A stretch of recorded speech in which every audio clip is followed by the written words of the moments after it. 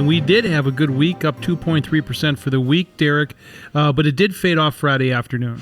Right. I mean, we had a weak PMI number that came out shortly after the opening. That caused some people to take some profits because we did have a very sharp rally.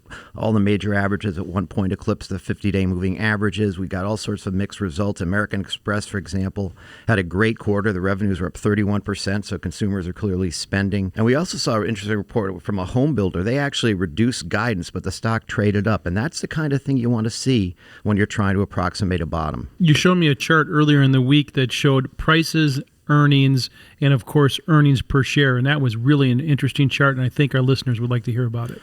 Yeah, I mean, one of the things we've talked about a lot is the negativity that's out there. And in my opinion, a lot of this bad news has been discounted. For example, the Russell 2000 is only up 4% since the end of 2019, yet revenues are 27% higher and earnings are 72% higher. So this carnage has really discounted a lot of bad news. You could make the same comment about the S&P 500, up 17% since 2019, but earnings are up 40%. So the stock market is on sale. Yeah, and so you look at earnings continuing to do well. We were concerned that there was going to be earnings revisions down. In other words, the analysts would take some of their estimates down, but they have stayed pretty even.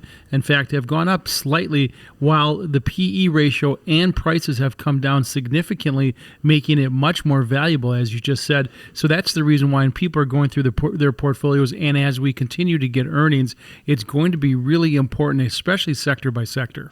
Right. I mean, as you're kind of alluding to, it takes a lot of E to offset PE because it's the PE that's a more volatile component in the valuation metrics. And, you know, oftentimes people expect earnings to go down or revisions to be negative, and they therefore think stocks should go down. But that's not necessarily the case. That's why you have to pay attention to the multiple you're paying for. And we've talked, Derek, a lot about the PE ratio of the entire S&P 500 that had been trading above 20. And we said, you know, one of two things have got to happen. Either earnings per share are going to have to go up significantly, or the PE ratio is going to have to come down, and that's really what happened.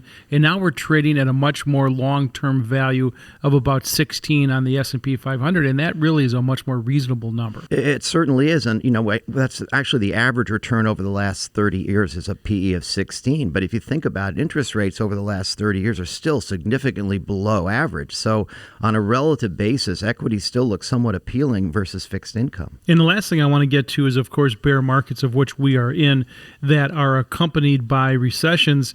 And we're going to have to watch. We have a GDP report coming out next week. We'll have to see if we are in a recession right now. But bears accompanied by recessions have different results than bear markets by themselves. No, that's absolutely right. In fact, if we avoid a recession, the average bear market has declined 28% in the last 6 months. Well, guess what? The market peaked on January 5th, so that's a little over 6 months ago. So if we can avoid a recession, you could potentially say the damage has been done.